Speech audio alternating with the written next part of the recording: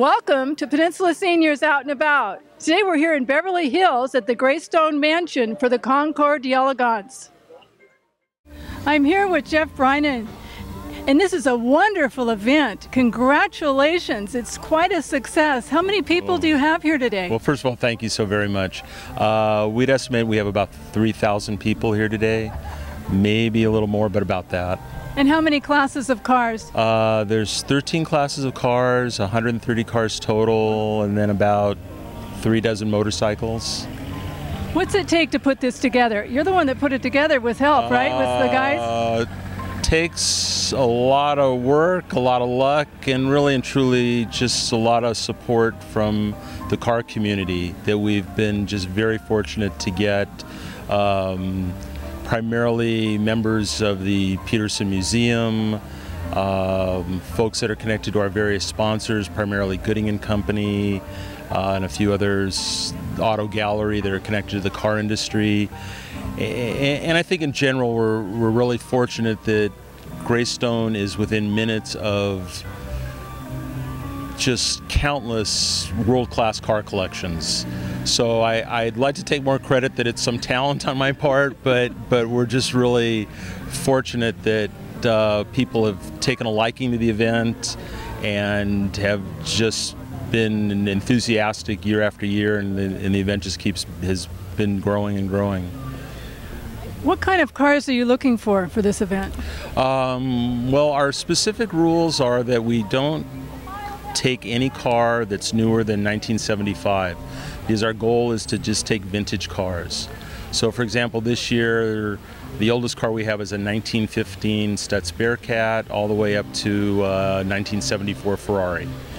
And our thinking is that we want to get cars together that people just wouldn't see anywhere else, that you don't see on the street, that you're not going to see in a new car showroom, and kind of get people to get a sense of the history of cars, especially because of the venue. The point of the whole event is to raise money to keep Greystone preserved, which is a nationally historic landmark, very few of them in Southern California. Sadly, in Southern California, history doesn't get a lot of play. It's usually knock that building down and build the next one. Well, thank you for helping to maintain the venue here. It is beautiful. Well, thank you. I try my best. I'm here with Don Nichols, and I understand the car you brought to the Concours today was not in the shape we see here. That's correct. The car had sat out in an alley in Sarasota, Florida for some long period of time. The body is aluminum on a wood frame, and the wood was totally rotted out. So it has been a 9-year process to get it to where we are today. And how did you happen to find this car? A friend of mine who lived in Sarasota, Florida, called me one night and said, "There's this big old wreck of a car out in an alley, and when you come down next time, let's take a look at it." So I did, and it turns out the car had been in a little garage that was rented, and when the payments quit getting made on the garage because the man who rented it died, the owner of the garage pushed it out in an alley, and it sat there for an extended period of time until I saw it. I had no idea. It didn't have some of the parts on it that it has now, so I didn't even know what it was. But the price was right, and I dragged it home, and it sat in my garage for about 30-some years before I had enough nerve to start on it. Because in the meanwhile, I had found out what a Hispano was and how hard it was to find parts. Well, let's look at what a gem it is today. Can you give us a closer-up look? Certainly. A few words about the make of the car, for starters. Hispano Suiza built a lot of aircraft engines for World War I. Most of them were used in the SPAD airplane, and at the end of the war, the French went back into production of the Hispano Suiza cars in Paris, and being publicity conscious, they picked the French hero of World War II, the airplane ace by the name of Ghenamaer. He had a squadron of SPAD aircraft that had Hispano engines, and his squadron insignia was a stork. So the French tied all that together. The car is named Hispano Suiza. The stork is the squadron insignia, and they of course used that for their advertising to get things going again after the war. The stork was sculpted to order by a man by the name of Bazin, who was a well-known sculptor in France. And so all of that tied into European sales, which were quite high in that period of time after World War I, 1918 to 1925, when this car was built. They built the grand sum of approximately 20 cars per year, all to special order.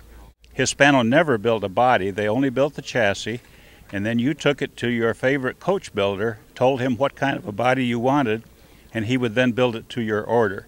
This particular body was built by Kellner for an American by the name of Andrew Mellon. The chauffeur's compartment is quite cramped and basically quite austere. The chauffeur, after all, was only the chauffeur. The car was built for the occupants, who are well situated in the back of the car. The chauffeur was open to the elements. He has the basic essentials of the car, controls for the carburetor, the accelerator. It has a clock to make sure he's on time to pick up the mistress. The rest of the instruments are very basic, same as you would find in any car of the mid-20s.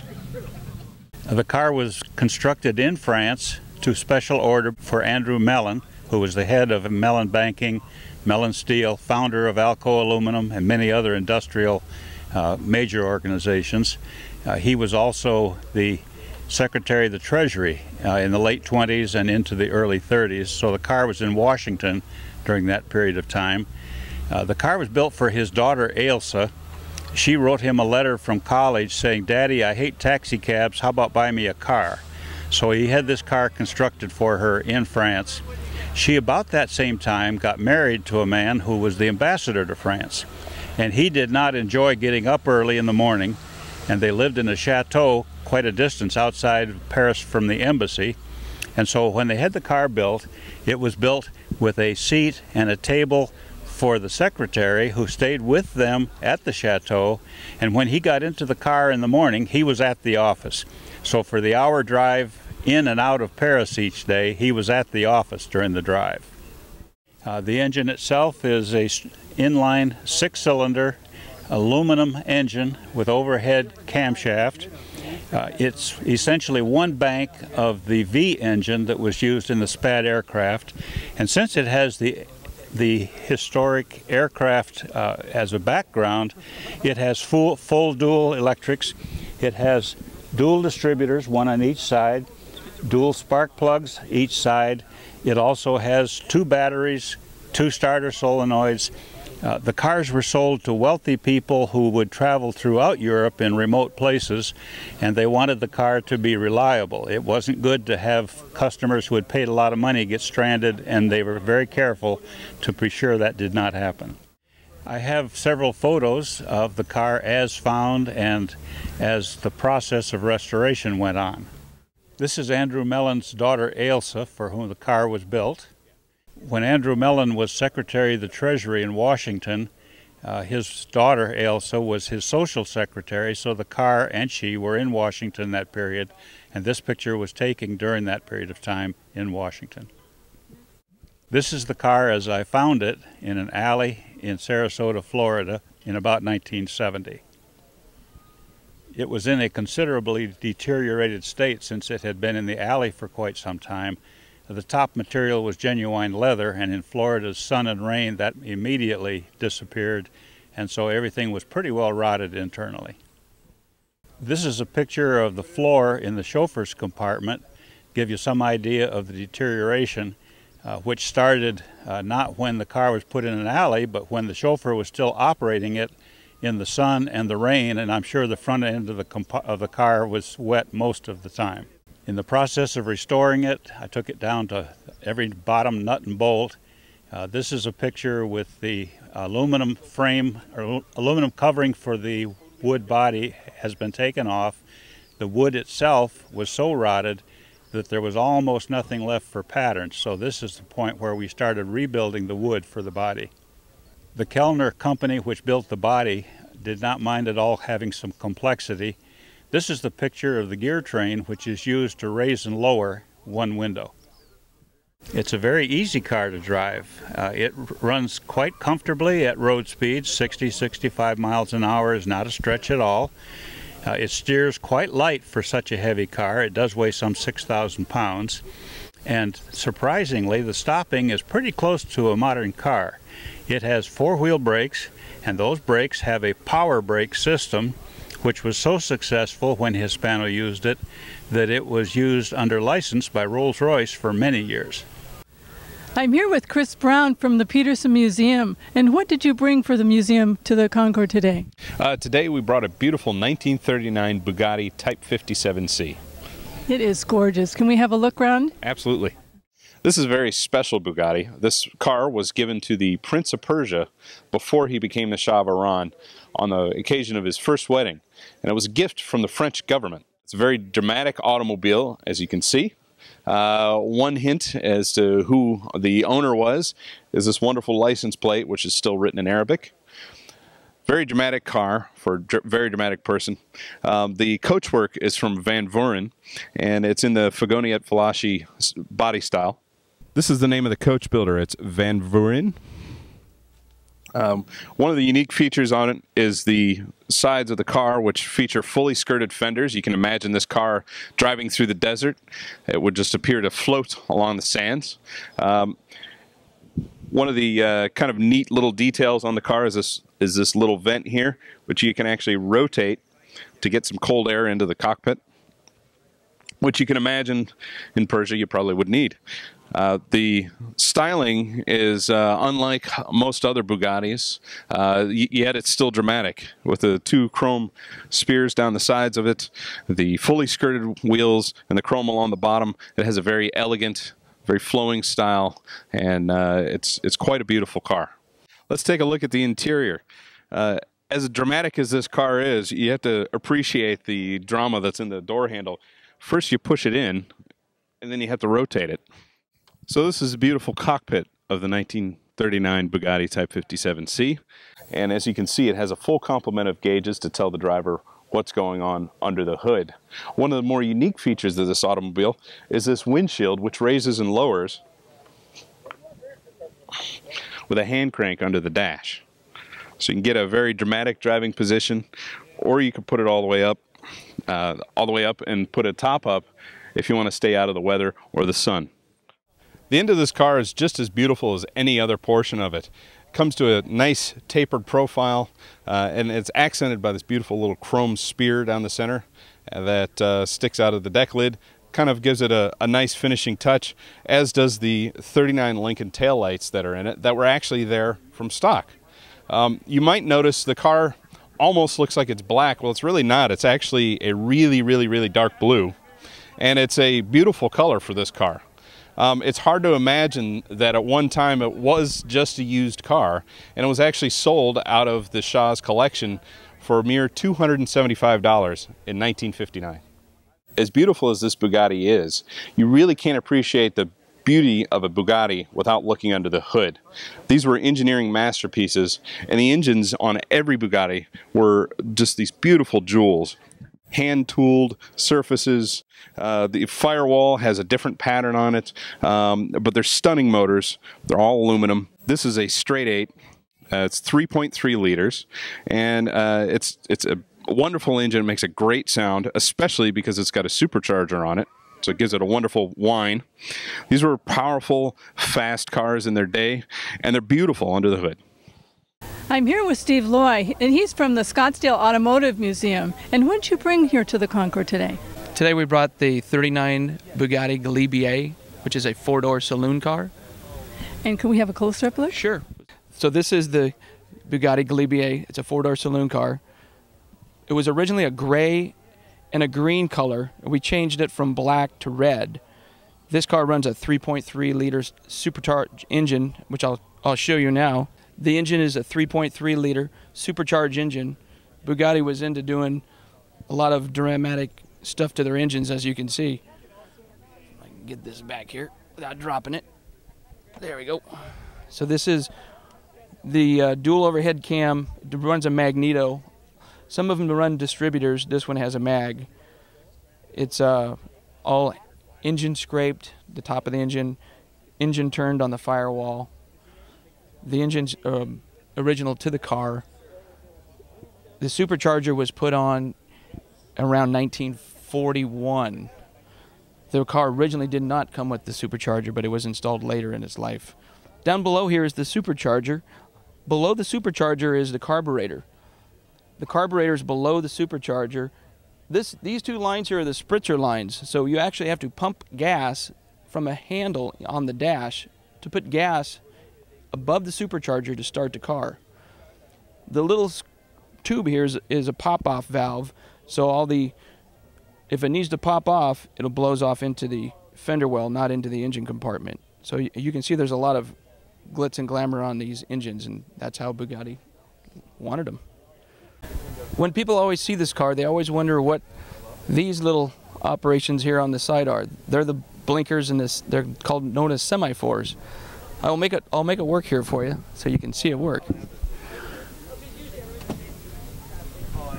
So you turn the blinker on and it's blinking right now. There's a light in there that blinks. You can see it at nighttime. So it's your trafficator. And then it's down. Bugatti also like to do exotic woods on their interiors and their dashes and their trim. So this is tiger maple on the dash, which is, as you can see, really comes to life. It looks like it's flaming wood. Everything is nickel plated on the dash too. They also like to do interesting things with the metals, chroming and nickeling, polishing. This car is also known for the plexiglass sunroof, which I will show you over this way. When we were doing the restoration on this car, we found out that the roof line had been modified and somebody put a canvas top on it. And we found an original sales brochure, which I am holding in my hand, of how the roof originally was put on the car. So we put it back the way it originally was. So as you can see right through the roof.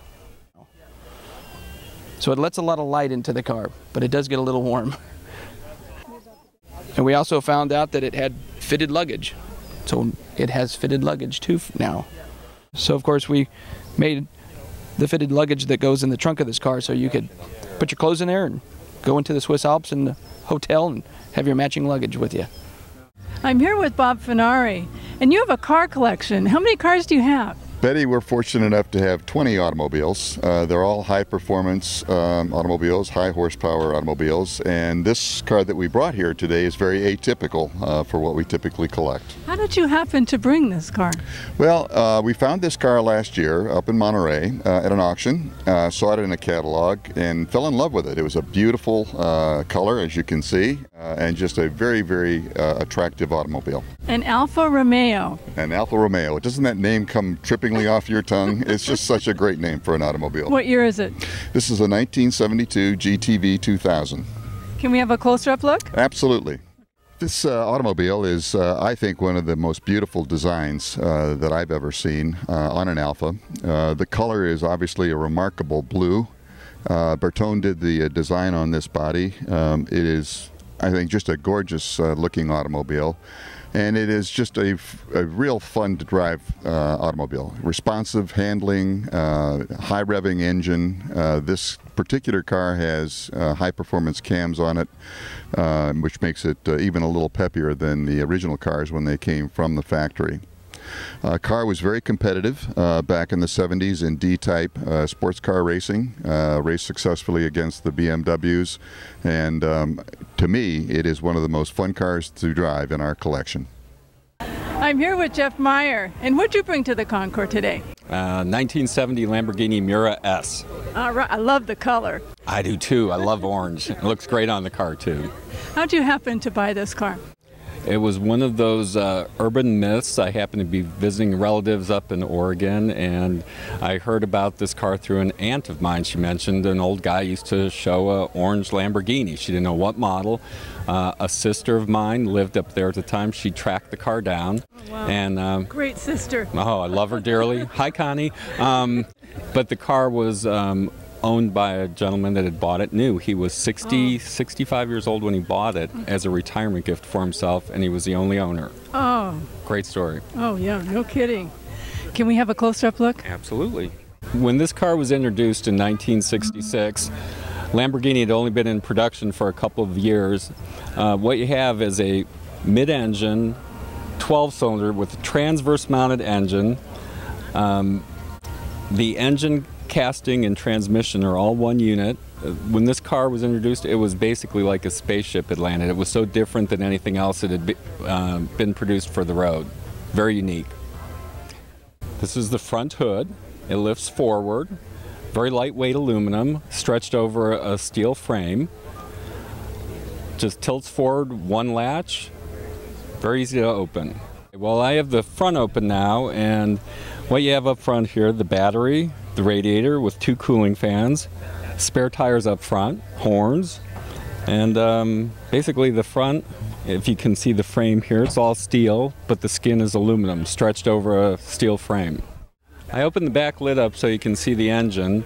There's one safety latch that holds this open when it's down. And it was a very common problem for these. Guys would, when they put the lid back down, they would forget to latch it. Well, you can only imagine what happened at 70 miles an hour, 100 miles an hour going down the road. This would fly open and you had an immediate break. The rear window is right here, right behind the headrest, and right behind that is the engine. Now, with typical Italian engineering, your headrests come out very easily. Isn't that slick? And there is no radio in the car. The noise of the engine, that's your music. No need for a radio. So when you open the back up here, that's where you have the engine. Again, mid-engine. The engine sits right behind this piece of glass on the interior, so it's right against that, and it's transverse mounted right along the back. It's 12 cylinders, but only 5 liters. In its day, this engine transmission setup, it was made specifically for this car only. So the car was basically shown first without a body on it. It was shown at an auto show. Lamborghini just did it as a demonstration. Well, they had so many people interested in the car that they decided to put it in production and then had to have a body constructed for it. And this is what they came up with, something that's commonly referred to as one of the 10 most beautiful cars ever built. It is actually very comfortable. I'm 6 feet tall and plenty of headroom left. You can see the famous Lamborghini Bull in the horn center. The Miura was the first car that Lamborghini built that they started a tradition of naming their cars after famous fighting bulls. So that's where the name Miura comes from. 5-speed shift. All the gauges are in kilometers. This car has never been restored, so this is basically the materials that were used when the car was built new. This is the original upholstery in the car, and at the time Lamborghini was criticized because they only used vinyl and cloth. They didn't use leather except for special order cars. Later on they did use leather standard, but you can see the fabric in the centers. That is original, and it's unique to this car only. You won't find it in anything else. I'm 6 feet tall, and as you can see, this car is very low slung. The roof line is actually at my waist level, so this car becomes very difficult to drive in traffic. A lot of the other cars on the road don't even see you when you're parked next to them. It's that low. Also makes it a little hard to get in and out of, but once you're in it, it's a blast. I'm here with Dana Graham. And what'd you bring to the Concours today, Dana? I brought this 1932 Chrysler Imperial convertible sedan, one of 4 that still exist. And how did you happen to buy this car? And I understand there's quite a story behind this. Yeah, there's a little story. You know, I always wanted an Imperial, and there was a guy in Kennewick, Washington that was selling it. Nobody knew he was selling it. He was selling it. Kennewick, Washington, for those unfamiliar with it, is in the southeastern corner of the state. It basically takes all day to get there, no matter how you do it. And so my wife and I went up there, spent a day with this guy, and he had sent pictures, and I'd seen them, and I thought, you know, the pictures are probably taken 30 years ago, and so the car probably isn't going to be that good. Well, the car actually looked better than the pictures when I got there. The bad news is that he didn't drive it. It was restored in 1974 cosmetically, although it's hard to believe based on the condition of it, but it was. And therefore, you know, he didn't drive it. That's why it looks like that. But mechanically, it needed a lot of stuff because it hadn't been driven. Was it originally this color? Yeah, I don't know that. The guy that painted it in '74 says he painted it the original color. It was originally, did I say this, owned by MGM Studios. I have actually pictures of this car being made. But of course they are black and white pictures because 1932. So I don't really know, but the guy who restored it said he painted it the original color. Who knows? Can we have a closer up look? Sure. In 1932, Chrysler had two lines of the Imperial. There was a larger one, which is called the CL, which is about a foot longer than this one. This is the smaller one, which is called the CH. Mechanically, they're identical. I got the same engine, the same transmission, everything's the same, except that this one is the smaller one, and they made it to try to sell cars. In 1932, the car business wasn't exactly booming, and so Chrysler came out with a lower line of the Imperial, which cost about 60% of what the high-end one did. This car was about $2,200 when it was new. It was the top end of the lower end of the Imperial line. And it's got a 384 cubic inch, straight 8, 125 horsepower engine in it. Chrysler was pretty advanced engineering-wise, and it has hydraulic brakes. The engine is actually suspended on springs. They're not just rubber motor mounts, it's actually got a spring suspension to it. They call it floating power. On the front of the car, the first thing you probably notice is what we call a stone guard, which is this grill. The actual grill is behind it, the radiator's behind that, but this is to keep rocks from getting into the radiator. These cars all had what they call a winter front on them, which is a rotating set of vanes that open when the engine got warm. They're on a thermostat. And so rocks would get in between the vanes and hit the radiator, and the thing would leak oil, or leak water, the car would overheat, and that would be it. So you have this rock guard here to keep that from happening. It's also got these two lovely compression horns that if I honked them, I mean, they're incredibly loud and definitely get your attention. Also on these cars, you need all the lights you can get. It's a 6-volt system. The headlights are 32 candle power, which, you know, you can barely tell that they're on.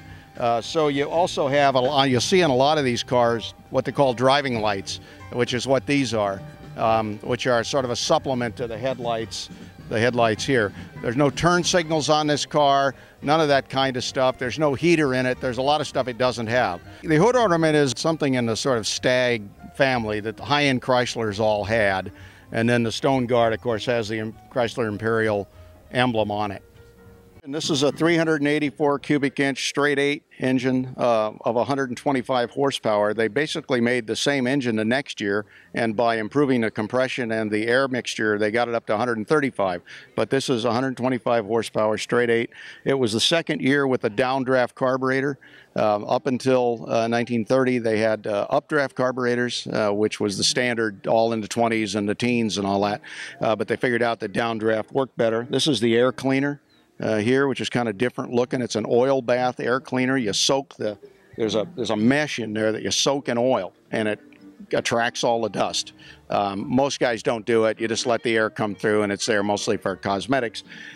This is the distributor here.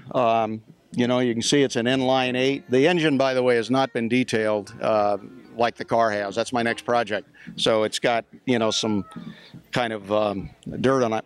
This is the manifold, the exhaust and intake manifold. On the bottom is the exhaust manifold, and on the top's the intake manifold. And in these days, when gas was, you know, 60 octane gas was pretty much what you got in those days. And in order to get it to combust, you needed to preheat it. So in these days, most of the cars had the exhaust manifold and the intake manifold as one casting, so that they would get the gas preheated by having it be one casting. The heat would transfer to the intake manifold. So here's the carburetor, goes down here, the intake manifold, and out to the cylinders. Something else I wanted to show you is the original mechanical fuel pump. It's unusual for these cars to still have it in place. This one I actually bypassed and put a electric fuel pump inside the rail on the back just for convenience, because I drive all my cars and I've got to do what I have to do to make them run. But the mechanical fuel pump is still there. It's unusual to even see these anymore. And this is the mechanism for the Pines winter front, the vanes I was talking about that open the front grille. This is it here. It's right inside here, and it moves this rod backward and forward, which opens and closes the vanes on the radiator. These cars originally had a 4-speed transmission when they were built. The first gear was what they call a granny gear. You could pull stumps with it. It was very, very low gear. But they had a lot of trouble with the transmission, so most people within the first couple of years replaced the transmission with the tried and true 3-speed. It is a synchromesh transmission, although like with most advances, the advances don't happen instantly. So it's a very slow synchromesh. In other words, you can't just shift it like a modern car. You have to wait a second for the gears to line up. So it's a synchromesh, but it's like the first effort to do that. Here's the gear shift here.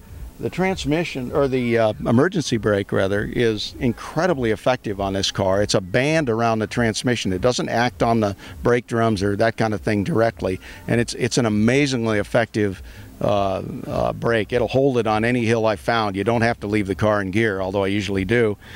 The instruments on the Imperials are all the same. This has got a combination gas and oil gauge. In other words, in the default position, the ignition's off now, so it shows I have no gas. Trust me, I have gas. And then there's a little button under here that you push it, it will tell you how much oil you got. It'll switch it to oil. This is the temperature gauge for the engine. This is obviously a clock, which you can see works, by the way. The speedometer over here, the oil pressure over there, and the last one is the ammeter, which tells you whether the battery's charging or not.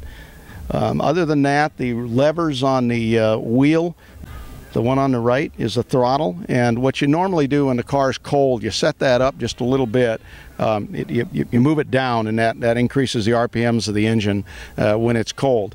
The other time you do that is on a hot day. If you're in traffic, you've got to keep the RPMs of the engine up, or the thing will tend to overheat because there's just not enough water going through that radiator. The one on the left is the lights. You move it down for parking lights, and you move it up for the headlights. This is a cigar lighter. There's also one in the back seat.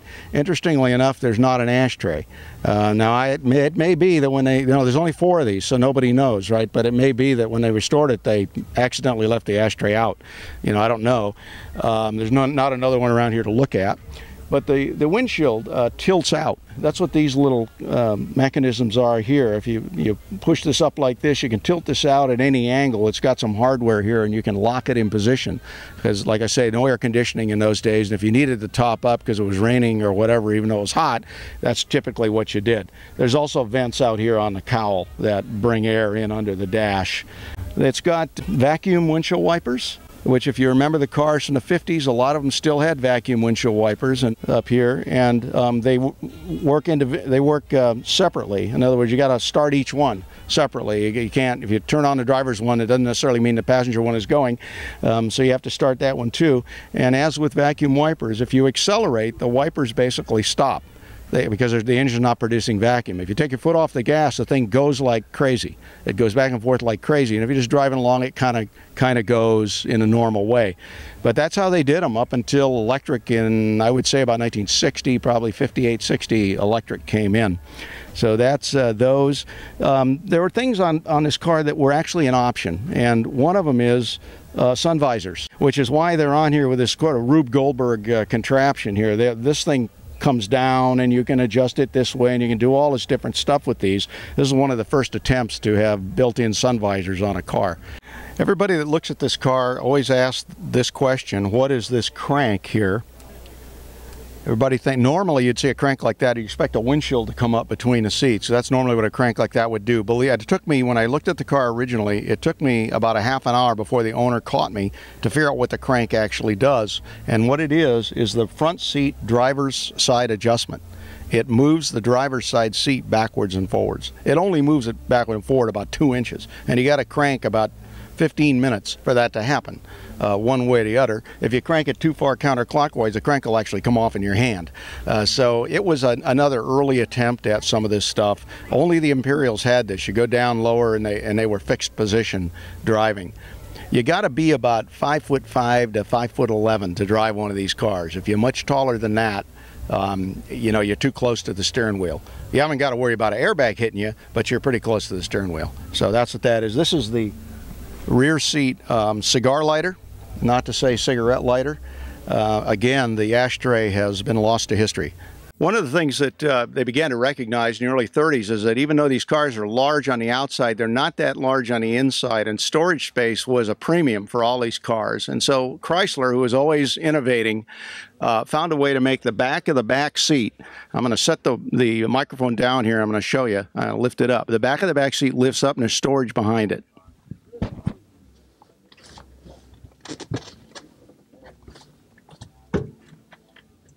It locks in the up position. You can see my outfit from yesterday in there. And so you can get all kinds of stuff back in here, and it's almost like a secret compartment. In other words, if somebody was going to break into the car and steal stuff, they'd never know. Well, everybody that watches this is now going to know, but there's only 4 of these in the world. So if you're waiting for one of these to show up that you can, steal stuff out of, you're going to have a long wait. But anyway, so that's what that is. It's kind of clever. If the owner hadn't showed that to me, I never would have known that that was there. In the early 30s, you can kind of start to see the transition between trunks as they were known in the 20s and as they became in modern cars. You can see where they started to integrate this into the design of the car. If you look at late 20s cars, and there's some other ones here that you probably have seen, the trunk is kind of a box sitting on a platform at the rear of the car. Here you can see they've started to integrate it into the look of the car, and it's only a short step from this trunk, which is a detachable trunk, only a short step to having it attached to the car and having it be a normal trunk like we'd expect today. Again, it's pretty small by today's standards, but everything was small. If you look at houses from this period, the closets were small. Everything is small storage-wise. So the trunk opens like this, stays open and like that. Car has no backup lights. Backup lights were an option. And this guy didn't get them. This was, like I say, MGM Studios, and they didn't, for whatever reason, they didn't order backup lights. The tail lights are 3 candle power. Count them, 3 candle power. So when you're driving in the city with modern cars and modern headlights, they can't even tell that the tail lights are on. I mean, they are so dim by today's standards. Back in the day, everything was dimmer. Street lights were dimmer, headlights were dimmer, everything was dimmer, and you could see them. But 3 candle power today doesn't even meet the, I'm sure, the law, the basic minimum for the law. When we first found this car in Washington, I wasn't prepared for how it drove. My 29 Packard drives like a truck, and I know there were tremendous strides in steering and generally in mechanics of cars from the 29 to 34. By 34, they got about as good as they did through the 50s, but up until 34, they were less good. And one of the difficult things about the early cars was turning the steering wheel. This is one reason I think women didn't drive. I mean, it is a physical exercise on some of those early cars. So I wasn't ready for this car.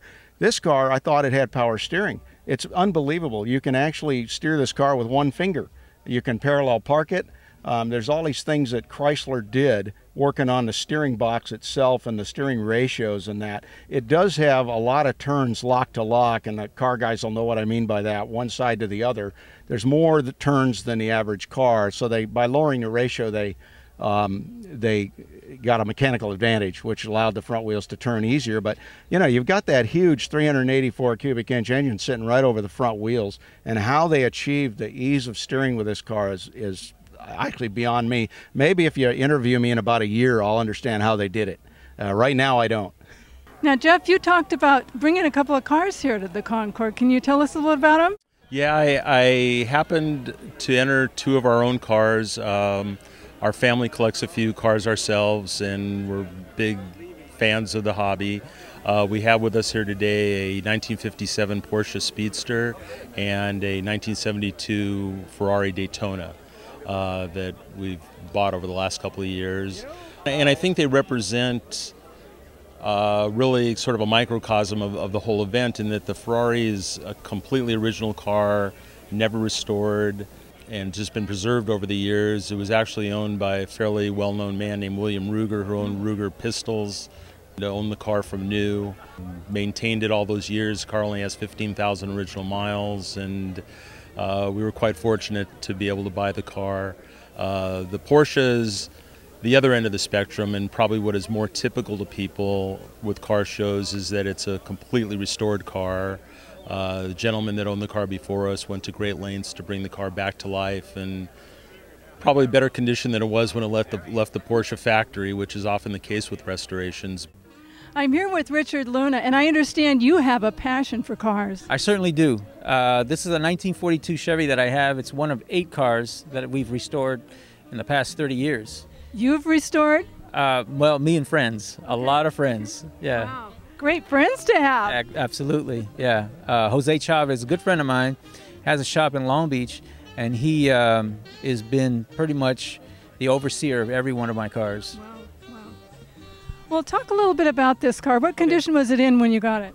Well, it was a 25-year-old restoration that we purchased about 2 years ago. And once we got it, we do our normal inspection, go through every part of the car. And we noticed that there were some things that mechanically that needed fixing, as well as the outside. So within about 6 months, we had this car totally restored. Wow.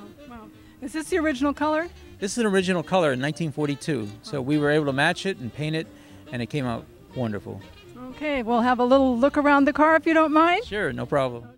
This whole front end is signature 1942. The fog lamps, 1 year only accessory, the grill guard along with the Chevy bow tie cap, the grill, the turn lights, and the grill guard or bumper guards here. They were all signature for 1942. The interesting thing about this car and this year especially is that between September 1941 to December 1941, all this was made in chrome. Any 1942 production car came after that, this was all painted in a gray, and it was called blackout. And so that's very rare too, but to get it chromed and to be in this shiny condition is even more rare. The other part of this signature part of the car is the hood ornament. This plastic ornament, 1942, with the pot metal base, was only made 1 year, and it's one of the hardest accessories to find for 1942. So we have a 216 engine, 6 volt. These engines were actually made from 1936 up until 1949, and it was their standard engine for Chevrolet for many, many years. Really, really strong engine, totally rebuilt. It runs great. The side of the car is a real highlight because this really shows the lines of the car. For Chevrolet and General Motors, this is the end of the Art Deco look. So the trim is very well defined. The fenders, the hood, the doors, all the accessories along the side give a real signature to 1942. Special Deluxe was the top of the line car for Chevrolet, and so the skirts just gave it a real elegant look. In a comparison to 1942, Cadillac was the top of the line, but this Chevy really did a good number of sales for that year, and so it really, really shows well for 1942. So let's talk about the interior of the car, which I really feel is the highlight of the whole car. The seats are all leather, and the dash has the compass. It's original 1942 GM compass. The GM tissue dispenser.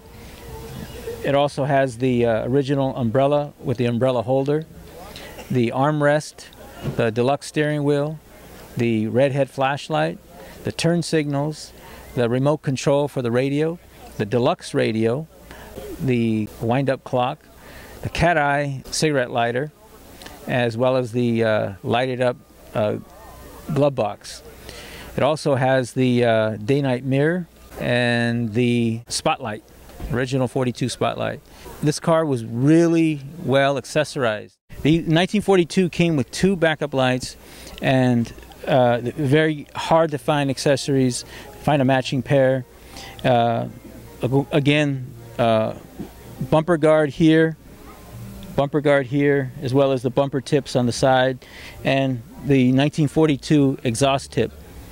The design on the back is still at the end of the Art Deco era, and the center design here in the middle just gives it that aerodynamic look. The license plates are also very rare because in 1942, again, they only made plates up to December. And any plates that were issued after December really were 1941 plates with a plastic cover on top. So to find a real rare 1942 plate restored and then have it assigned to this car was a real good find for us. So one of the most special times in this car is actually to drive it.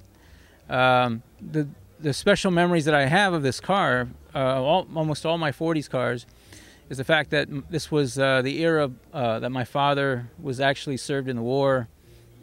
It's very special to me, and a lot of these cars, while I'm in there, can remind me of my dad. And so he was a war hero, served in World War II. He was highly decorated, and a great, great inspiration for me. I'm here with Steve Rostam. This is a fantastic event. A lot of cars, a lot of people. A terrific location and a historic location, a beautiful location. Yes, it is. It is. You've come to the Concours in Palos Verdes also. Yes, a few times. I've had this there a few times in some of my other cars, probably in the last 10 years or so. So we like that venue. That venue is beautiful. So you guys are lucky you live down there. Well, is there some history behind this car as to why you bought it and when? Well, my first car when I was 16 years old, I bought a 55 Buick station wagon. So I always wanted a convertible. That was like the ultimate for me. And I found this car when I was in school in UC Santa Barbara. It was behind the airport. And the guy was selling it to buy his wife a bedroom set. So I think I found it on a Friday. I called my father and I said, I need some money. And he said, what for? I said, well, I found a Buick convertible. He says, all right, I'll come up on Sunday. We'll go look at it. So he came up and he gave me the money and I bought it. So I had it at his garage until I finished school, and I was working for a couple years, and then I started working on it, and I restored it all myself. You restored it yourself? Yes, it didn't look like this at all. Wow. So it was running, driving, but it needed everything. So it took me about 4.5 years to work on it, and I worked on it on weekends and when I had free time at nights, and I did a nut and bolt restoration on it myself. And I've been driving it ever since. How'd you know how to restore it? Well, I've been always around cars. My dad was a collector, and so I learned a lot from him, and tinkered with it, and he did a lot of the work with me, so he guided me through. So a dad and son job. Yeah, and he started on a path, and we still do it together. He's working on an old Buick right now, and I'm helping him. Boy, what a passion to share with your dad. Yeah, and it's really nice, and we're like buddies.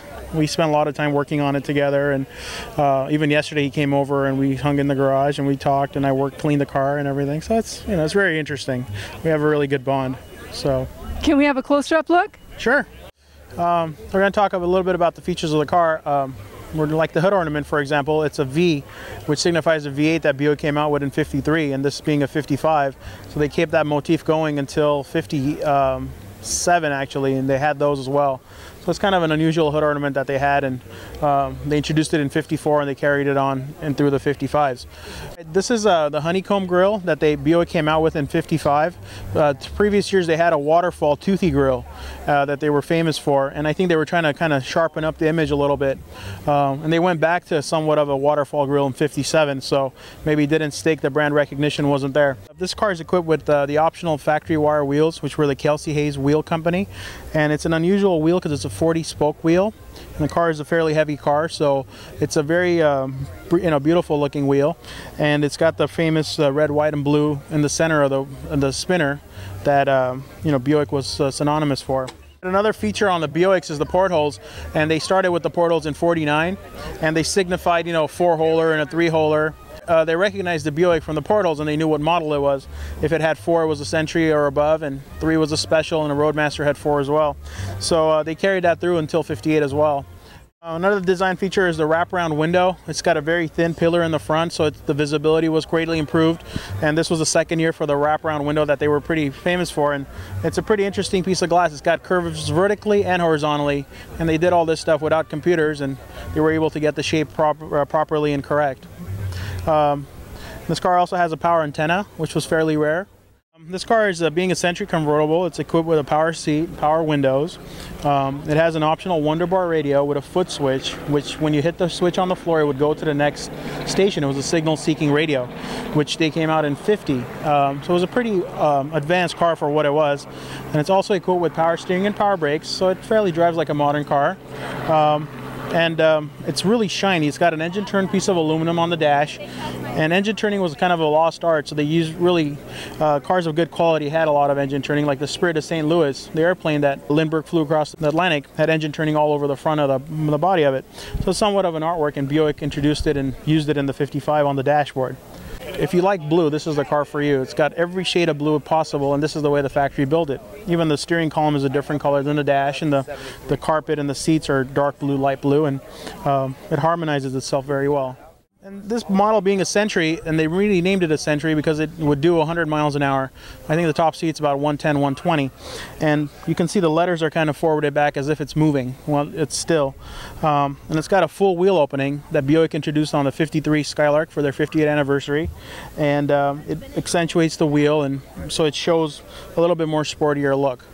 All right, another thing that Buick did in 55 was they went to a full taillight housing, all chrome. All the years before were just two red plastic lenses with a chrome bead on it. So this is kind of a new design feature, and it's like a rocket kind of, outburner kind of thing. And so they were kind of going after the jet age a little bit. And this is more, as you get into the late 50s, you see a lot more with the wings and stuff that they introduced on the later 50s and the 59s. This car is a Fireball V8, which is nicknamed a nailhead because the valves were so small. This is the second year. 53 was the first year for the 322 Buick engine. And it's a 322 cubic inch engine with a 4-barrel carburetor, and it has 236 horsepower. And it's a very interesting looking engine. It's a pretty engine and very narrow. And this is equipped with a Dynaflow transmission, which doesn't have any gear, so you never feel a shift. It's kind of like a jet engine. The vanes change, and that's what propels the car forward. So it's a very interesting engineering design back then, and they came out with that in 48. I'm here with Michael Hammer, and you're a car enthusiast. Thank you. I would much rather be considered a car enthusiast than a car collector. Love what you brought. Can you talk a little bit about what you brought today? Sure. Today I brought in a 1966 Shelby 427 Cobra, and I brought in a 1930 Ford Hot Rod. So my taste as an enthusiast goes all over this. Whatever appeals to me. And if I don't use the cars, I'll get rid of them. But most of them I keep because I usually just get what really kind of what I want to enjoy driving.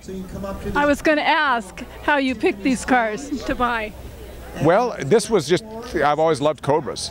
So that one, and then I love designing things, so I designed that hot rod there.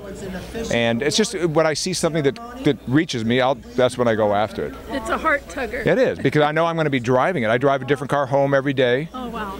So it's very, very enjoyable. And I race them, I take them on rallies. If it gets to the point where I don't use a car, then I'll let it go. But very rarely do I let anything go. Well, can we have a look around? Which one would you like to start with? Well, I'd like to start with this Cobra. Okay. This is a 1966. It's an original 427 Shelby Cobra. It was purchased new by a playboy in El Salvador, and he shipped it down there in 1966. He had it for about 10 years and was scared to death of the car. So in 10 years, he put less than 2,000 miles. Then it came back, and another person bought it. I bought this car about six and a half years ago, and it had 7,000 original miles on it. When I bought it, I started running it. I've run it on rallies, raced it, really kind of put it through the ringer, and just recently finished doing a nut and bolt restoration on it, and the car still from new has only 14,000 miles on it. It's just an incredibly beautiful car with some incredibly beautiful features on it and unique features. And it's actually just a joy to drive. It's so much fun to drive because I get the pleasure of driving it, but people love to see it on the streets, or people are waving at you, they're enjoying it, I'm enjoying it, everybody wins. I would like to be able to say that this is a sweetheart of an engine, but it's not. It's a monster of an engine.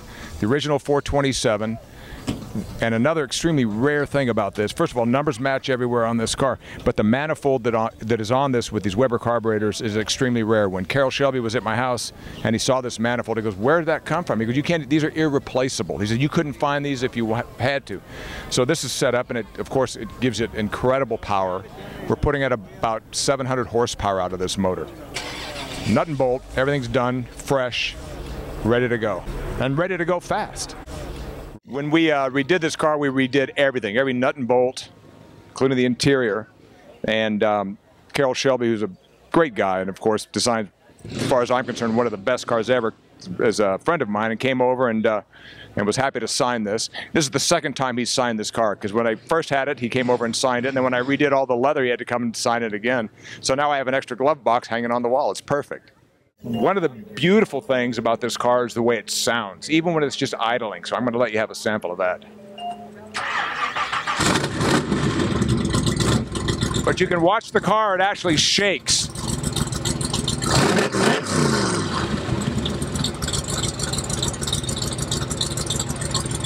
And it sounds mean, and it is mean. To give you an example of my eclectic taste, and to tell you that there's no rhyme or reason, it's just whatever speaks to me, this is another one that I brought today. It's a 1930 Ford Hot Rod that we did. We found the body out in the desert and then started with that and built it to what it is. I'm still running Cayman Island plates on it, which is where we raised our two boys. And it's just a beautiful car. It's just so much fun to drive, and it just shows you you can spend a lot of money or not so much money and just have just as much fun. The whole idea is getting out and driving it and letting other people see it and enjoy it, and this is just as much fun as this. The motor on this car started out as a 350, just a standard, but then we built the whole thing up, so it's got an incredible amount of performance. The sound is awesome. Problem is, I go through tires so quickly because it has no weight, so that they just burn up. I'm always smoking the tires, but it's just so much fun to drive. And I'll start it for you before you leave. I do a lot of crazy personal touches. The overflow, as you'll see here, goes down into a Jack Daniels bottle that we had to make a bracket for. People ask about the Jack Daniels bottle because I get more comments about that than about a lot of things. And they say, did you drink that first? And I just look at them and smile, and I don't answer. I'm here with Susan Rosen. She's the president of the Friends of the Greystone Mansion. What a wonderful event here. And the Greystone Mansion is what benefits. Can you talk a little bit about that? Yes. Thank you so much for coming today, and thank all of the different visitors that have come from around the world. Today, a portion of the proceeds raised from the car show goes to the restoration of Greystone Mansion.